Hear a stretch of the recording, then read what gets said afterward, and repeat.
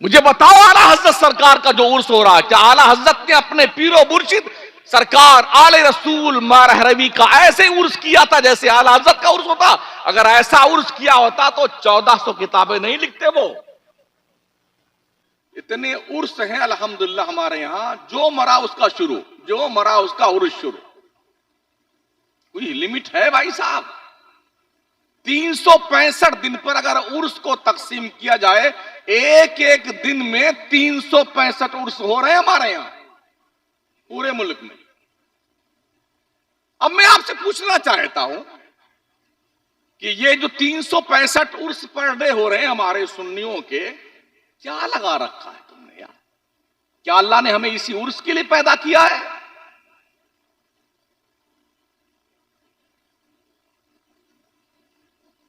मुझे बताइए तो सही।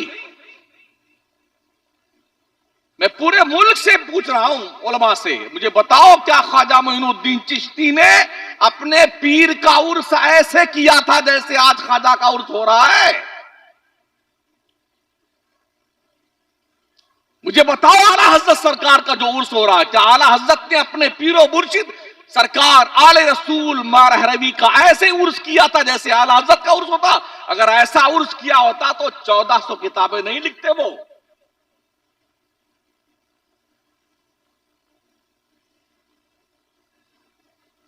ख्वाजा साहब ने पूरा आना सागर का पानी प्याले में भर लिया, तुमने क्या किया? ख्वाजा साहब ने खड़ाऊ को इशारा किया, जयपाल जोधी को लाके कदमों में डाल दिया, तुमने क्या किया?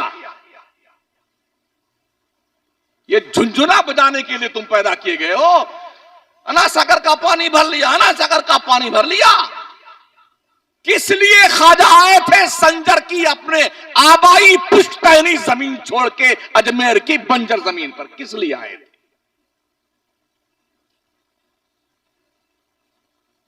घर छोड़ा, खानदान छोड़ा, कारोबार छोड़ा, खेती बाड़ी छोड़ी, अंगूर का बगीचा छोड़ दिया, पंचक्की छोड़ दी, सबको त्याग पत्र देके आ गए। क्या जरूरत थी मखदूम सिमना को, सिमना की हुकूमत को लात मारकर सहरा नवर्दी करता हुआ पंडवा शरीफ से होकर कछौछा आने की? क्या जरूरत थी?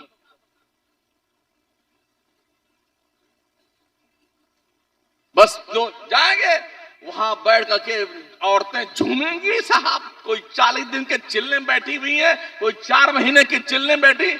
इतनी लाठी मारे इनको बदबख्तों को, सारे भाग जाए जिन्नात भूत इनके।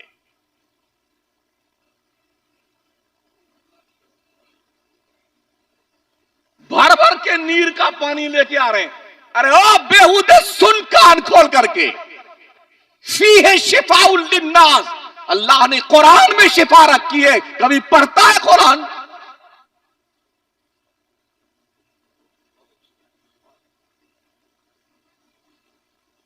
कुरान के करीब नहीं आएगा। बाप चाहे पूरी जिंदगी शराब पीता रहे, मर गया ना, अब आएगा अल्जामतुन नूरिया के मुदर्रिसीन के पास, हजरत कुरान खानी करके अब्बा को बख्शवा दीजिए मेरे। तेरी ऐसी की तैसी, पूरी जिंदगी कुरान को छुआ तक नहीं, शराब पीता रहा, जुआ खेलता रहा, बदमाशी करता, अब बख्शवाने के लिए मौलाना के पास आया हुआ।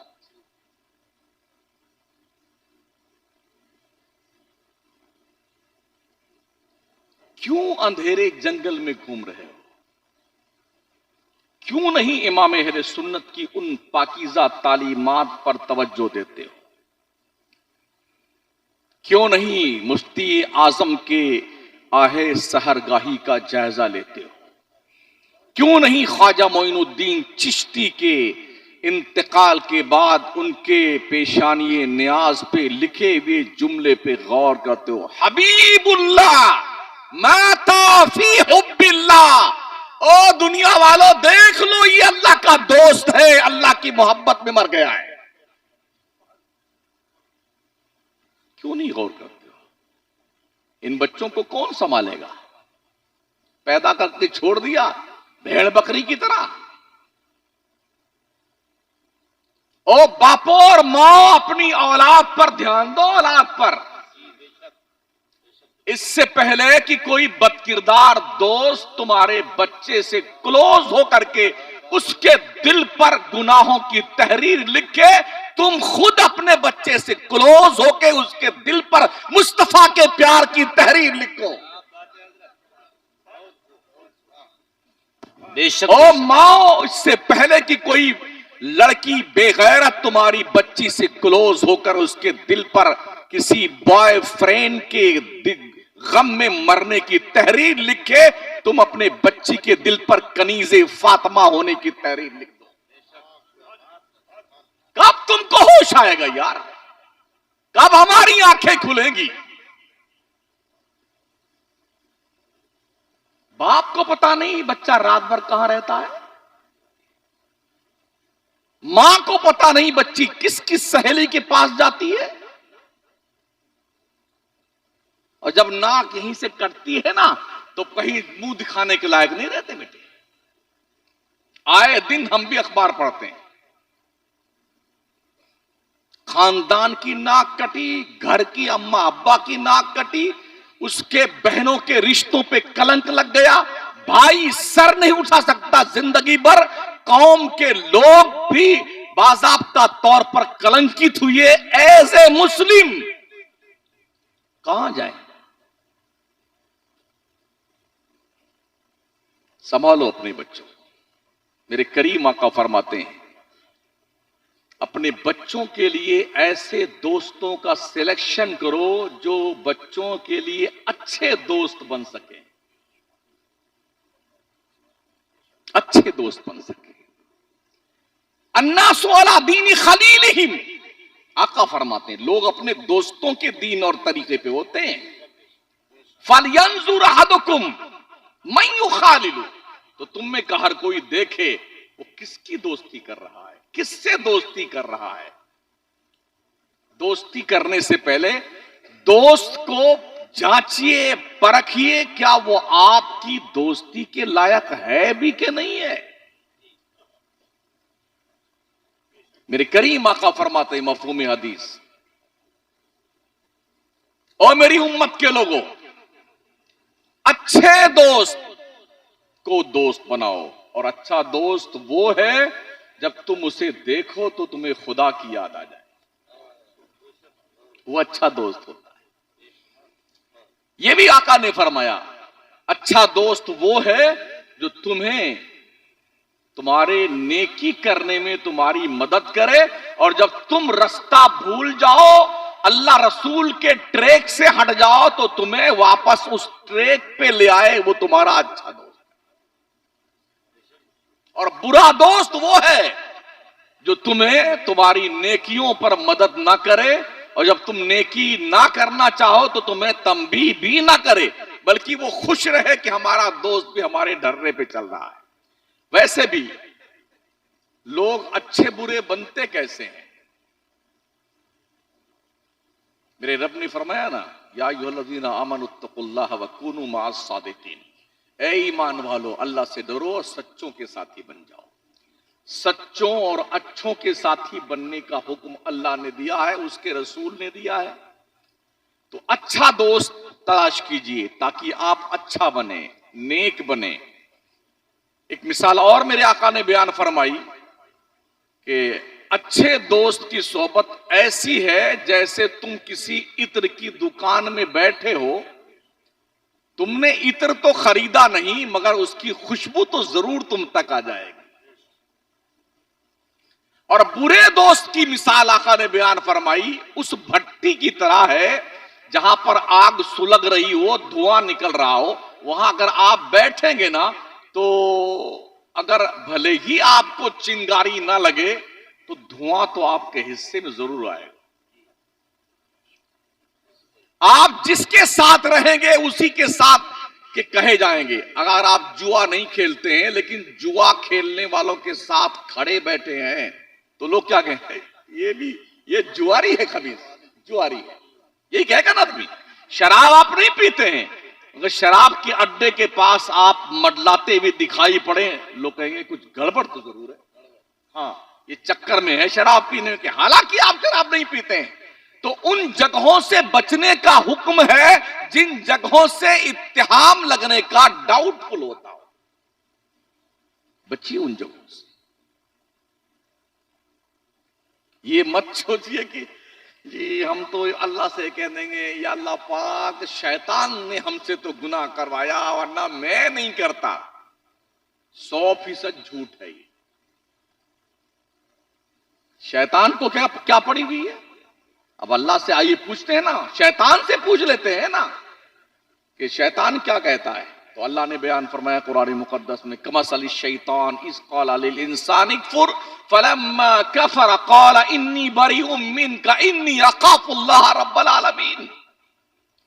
शैतान की मिसाल ऐसी है जब उसने किसी से हाथ चोरी कर ले, गुनाह कर, कुफ्र कर, जब बंदे ने कर लिया तो जानते हो क्या कहता है? काला इन्नी बरीउम मिनका, बेटे मैं तुमसे अलग थलग हूं, एकदम अलग थलग। तुम जानो तुम्हारा काम जाने। इन्नी अख़ाफ़ुल्लाह रब्बल आलमीन, बेशक मैं उस अल्लाह से डरता हूं जो सारी कायनात का पालने वाला। ये शैतान कह रहा है और तुमने ये इल्जाम थोप दिया कि शैतान नहीं करवाया हमसे गुनाह, और शैतान ये जवाब देता है। इसलिए अल्लाह ने बार बार मुतनब्बा फरमाया कुरान मुकद्दस के अंदर, इन्न शैतान लिल इंसानी अदुव्वुम मुबीन, बेशक शैतान इंसान का खुला हुआ दुश्मन है। तो इस खुले हुए दुश्मन से जब इतनी वार्निंग दी गई है इतनी बार, और नबी रहमत ने कितनी कितनी बार बयान फरमाया, तो इससे सतर्क रहने की जरूरत है कि नहीं? हमें होशियार होने की जरूरत है ताकि उससे बचे रहे। आप बचते हैं नहीं और इल्जाम उस पर डाल दें कि शैतान ने मुझसे ऐसा करवाया है, तो ये धप्पलबाजी चलने वाली नहीं है अल्लाह के यहां। ये ध्यान रखना। इसलिए कहा रब ने, वह इम्मा युनसियन्नका शैतान फला तकुद बाद ज़िक्रा माल कौमिज़ ज़ालिमीन। अगर शैतान ने बाई चांस तुम्हें बहका दिया है रास्ते से, जो तुम्हें बताया जाए यार ये रास्ता ठीक नहीं है, बाज आ जाओ ना, क्यों नहीं मानते हो?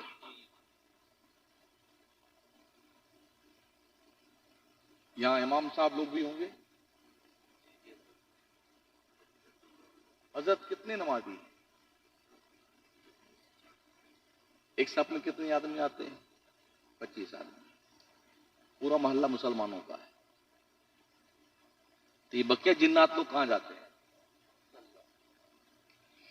अल्लाह की रोजी सुबह से शाम तक भेड़ बकरी तरह खाया जा रहा है बेटा। सुबह उठता है बस चालू है मशीन मशीन। हाँ, बेटी अलग, पहले बेटी तशरीफ लाती है, यानी सो के भी आंख आधी खुली है, हाँ, उसी पे जो मुंह में भी कुछ बाहर निकला नहीं, वहीं पे पिए जा रहा है बेटा। बेटी अंग्रेजों की पैरवी में पी जा रहा है, पी जा रहा है। फिर जो मुंह चालू हुआ ना, तो अंडा, पराठा, कीमा, और जी अभी क्या खाया गया है? हाँ, पाया और नारी और नल्ली और भेजा थे। भाई साहब इस पे रहम कीजिए, हाँ थोड़ा कर्म कीजिए इस तोंद शरीफ पर, इसलिए कि इसकी हथड़ियां अगर उलझी ना तो डॉक्टरों के चक्कर लगाते लगाते तुम्हारी हवा निकल जाएगी। अल्लाह की इतनी रोजी खा डाली, तुमने कभी अल्लाह का शुक्रिया भी अदा किया?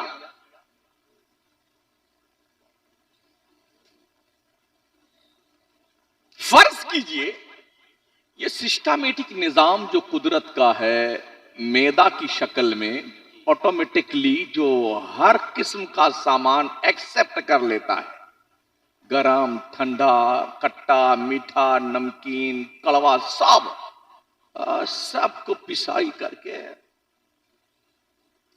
2 किस्म का माल तैयार करता है, एक तो लिक्विड, एक वेस्टेज माल। जी, ऑटोमेटिक तौर पर वो लिक्विड अपनी अपनी जगहों पे ट्रांसफर कर दिया जाता है। अगर ये निजाम हाजमा डिस्टर्ब हो जाए, कुछ कर सकते हैं आप? कायम चूरण खाते रहिए, हाजमूला खाते रहिए ना, एक दिन आएगा कि ये तुम्हारा निजाम हाजमा ही फेल हो जाएगा चूरण खाते खाते। इसलिए ये भी सीखो कि क्या खाना चाहिए, क्या नहीं खाना चाहिए, कब खाना चाहिए, कब नहीं खाना चाहिए, ये भी सीखो। और ये कौन सिखाएगा? ये इन मदरसों में सिखाया जाता है। दीन सीखिए, दीन। हाँ, कुछ लोग कहते हैं हम तो अल्लाह क्या कह देंगे, या अल्लाह हम तो कुछ पढ़े ही लिखे नहीं थे, छुट्टी मिल जाएगी, वो धोने जाओ ना बेटे, शक्ल बिगड़ जाएगी तुम्हारी। किस चक्कर में पड़े हो? रामपुर से ट्रेन में बैठ जाओ बगैर टिकट, जाओ उधर मुरादाबाद साइड में दिल्ली तक, टीटी पकड़ ले। साहब क्या बात, कहा टिकट तुमने नहीं लिया? कहा मुझे पता ही नहीं था कि टिकट लेना चाहिए। आज छोड़ दीजिए सर, आइंदा बिल्कुल कभी टिकट, हम बगैर टिकट बैठेंगे नहीं। छोड़ेगा वो? आपने किसी का कत्ल कर दिया, करना मत। हाँ, ये सब बहुत गलत बात है, लेकिन अगर रंगे हाथ पकड़ लिए गए, इकबाली मुजरिम बन गए, गवाहों ने गवाही दे दी और जज ने फैसला हुआ, क्या पूछा तुमसे? हाँ जी हमने कत्ल किया है, ऐसा हुआ वैसा हुआ, यूं मैंने मार दिया, क्या इसका तुमको आजीवन कारावास की सजा सुनाई जाती है, तो आप कहिए जज साहब आज माफ कीजिए, मुझे पता नहीं था किसी को कत्ल करने में ये सजा मिलती है, आइंदा मैं मच्छर भी नहीं मारूंगा, खटमल भी नहीं मारूंगा। क्या जज छोड़ेगा तुम्हें? तो तुम मुझे बताओ, जब तुम ये कहोगे या अल्लाह तो मुझे पता ही नहीं था नमाज पढ़ी जाती कि नहीं पढ़ी जाती है, हराम खाया जाता कि नहीं खाया जाता है, चुगली की जाती है कि नहीं की जाती है, झूठ बोला जाता है कि नहीं बोला जाता है, या अल्लाह अब माफ कर दे, आइंदा फिर कभी नहीं करूंगा, तो क्या लगता तुम्हें छोड़ दिया जाएगा? एक लिमिट है रस्सी ढील देने की। अगर जहन्नम का तस्वुर अब तक नहीं आया है तो कैलिफोर्निया और लॉस एंजलिस वालों से पूछ लो कि आग की लपटें कैसी होती हैं। जहां सिर्फ लाश बचा है, एंजलिस का पता नहीं है, पूछ लो उनसे। और खरबोपति महलों में रहने वाले खुदा के मुनकिर, जुल्म तशद्दुद के दिलदादा, रब ने ऐसी लगा दी ना उनकी, ऐसी लगा दी कि बेटे भागते फिर रहे हैं पो पो रोते हुए।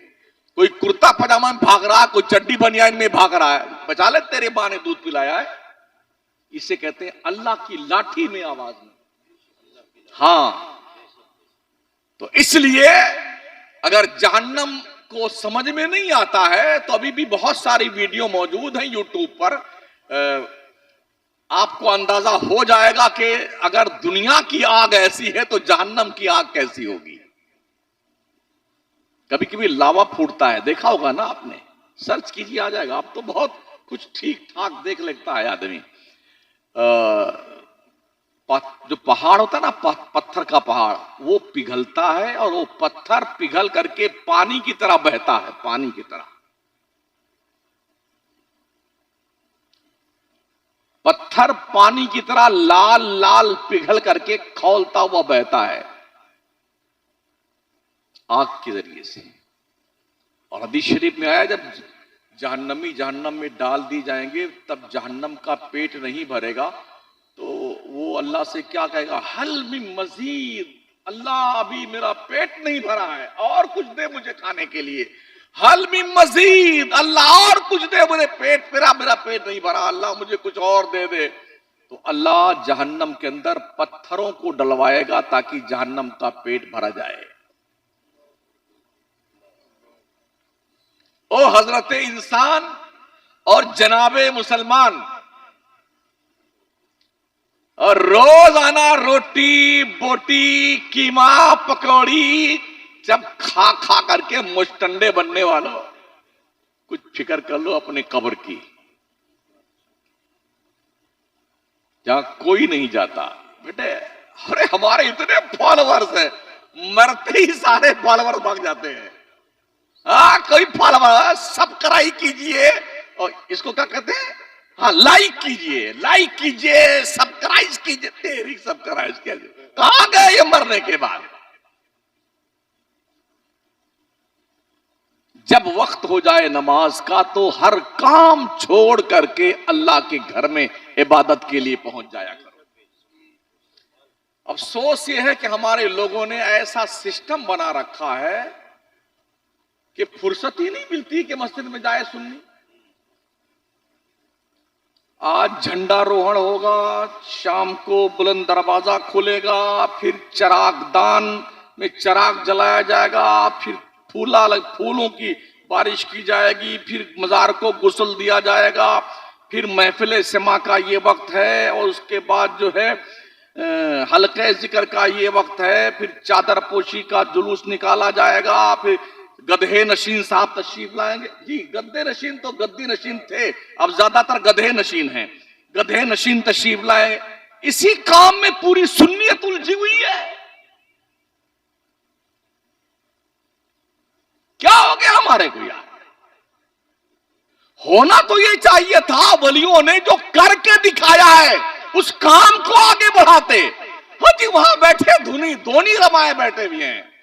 हमने ये भी देखा है, वो जब मजार पे वो सुलगाते नहीं अगरबत्ती, जब लोबान की धोनी देते हैं, हम भी कभी कभी जब जाते हैं तो एक आदमी एक धोनी दे, तो लोग जो वहां हाजिर होते हैं वो धुआं खाते हैं। गधे कहीं के, धुआं खाता है खबीस। कुछ को देखा जो अगरबत्ती सुलगा करके जो उसकी राख गिर जाती है ना, जबान से चाटता, जाहिल कहीं का। क्या लगा रखा है तुमने यार? घर में मां बेचारी बीमार है, तड़प रही है, उसकी दवाओं के लिए पैसे नहीं है, और पीर की जूतियां लेके कमीना नाच रहा है। घर में बाप तड़प रहा है, दर्द से करा रहा है, उसके पास बैठने का वक्त नहीं है औलाद के पास में, और पीर जिंदाबाद जिंदाबाद जिंदाबाद। और तेरे पीर के बंदे सुन कान खोल करके, तेरी जन्नत तेरे पीर के चौखट पे नहीं है, तेरी जन्नत तेरे मां के कदम के नीचे है। अल जन्नत तो तहत अक़दामिल उम्महात, तुम्हारी जन्नत तुम्हारी माओ के कदमों के नीचे है। तेरा बाप वो स्पेशली आदमी तेरे लिए है जिसकी शान मुस्तफा करीम ने बयान फरमाई, दुआए वालिदी लिवालिदिही कदुआई लकुम। एक बाप की दुआ अपनी औलाद के हक में ऐसी होती है जैसे एक नबी की दुआ उम्मत के लिए हुआ करती है। कभी समझा तुमने अहमियत अपने बाप की? मां बाप के लिए नमाजों में हुक्म है कि दुआएं मांगा करो अपने मां बाप के लिए। रब्बना फ़िरली वली वालिदैया वलिल मोमिनीना यौम यक़ूमुल हिसाब, दुआएं मांगा करो नमाजों में मां बाप के लिए। जो दुआएं कहीं कबूल नहीं होती हैं, मां के चौखट पे बैठ दिल से अगर मां ने दुआ कर दी ना, अल्लाह की इज्जत की कसम उसकी दुआ रद्द नहीं करता परवरदिगार। हाँ, बेगम का चेहरा देखने के बाद मां को धक्के मारने वालों, शर्म करो शर्म। जिस मां ने तुम्हें पाल पोस के बड़ा किया, इस लायक बनाया है ना, उसका हक पहचानो। मां के पेट में रहते वक्त तुम्हारी वजह जो झटका लगा था ना, एक बार जो उससे तकलीफ हुई, नबी ने अपने एक साहबी से कहा था, तूने 7 मरतबा पैदल अपने मां को कंधे बिठा के पैदल हज करवाया ना, तेरे 7 हज करवाना जो तूने करवाया ना, तेरी मां के पेट में जब तू था, जो झटका तेरी एक वजह से एक बार लगा तेरी मां को जो तकलीफ हुई थी ना, ये 7 हज उसके बराबर भी नहीं है। ये कहां सीखेंगे आप? दोस्तों की चौपाल पे, चाय की दुकान पे? ये बातें आपको सीखनी होगी उलमा के पास आकर के, अपने इमामों के पास बैठ करके, मदरसों में आकर के। और मदरसे हमारी आन बान शान हैं।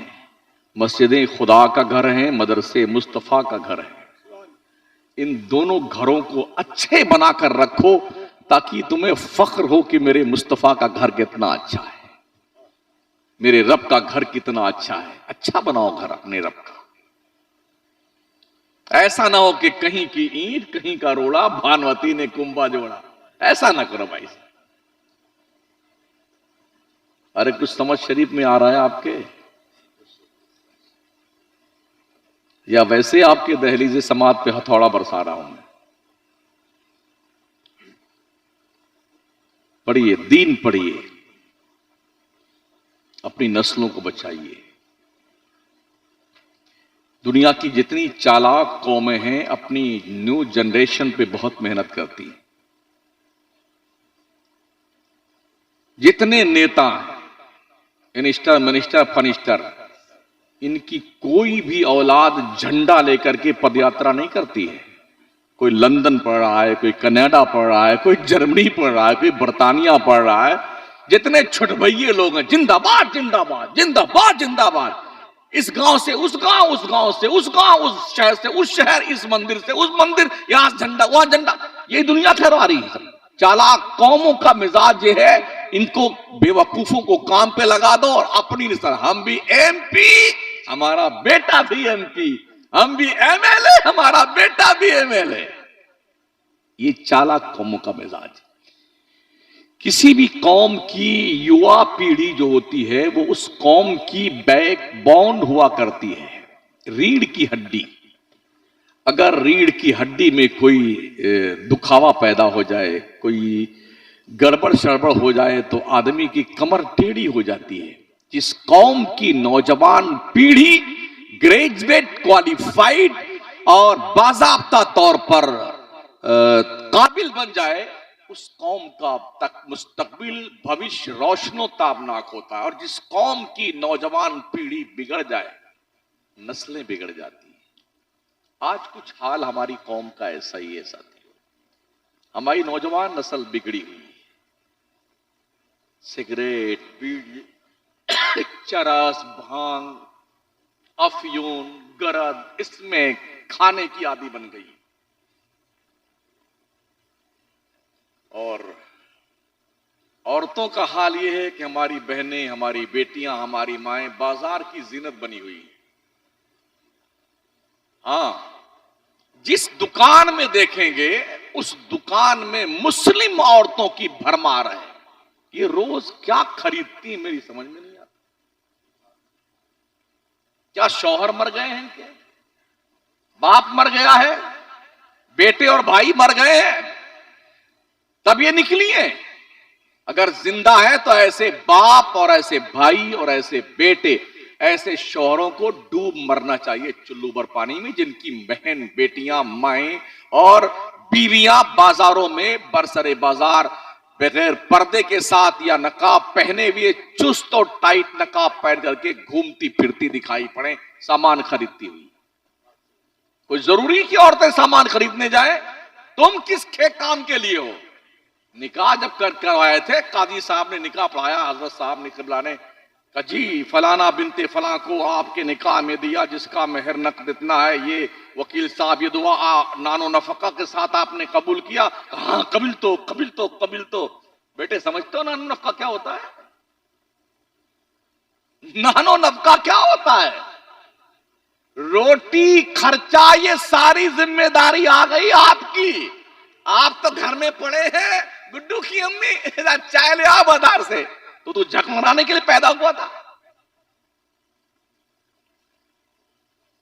अर्रिजाल कव्वामूना अलन निसा, मर्द औरत पे हाकिम है।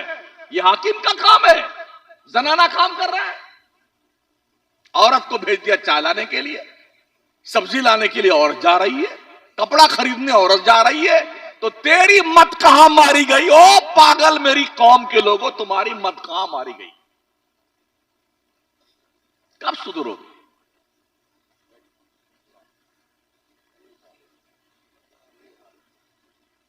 किसके सामने रोया जाए?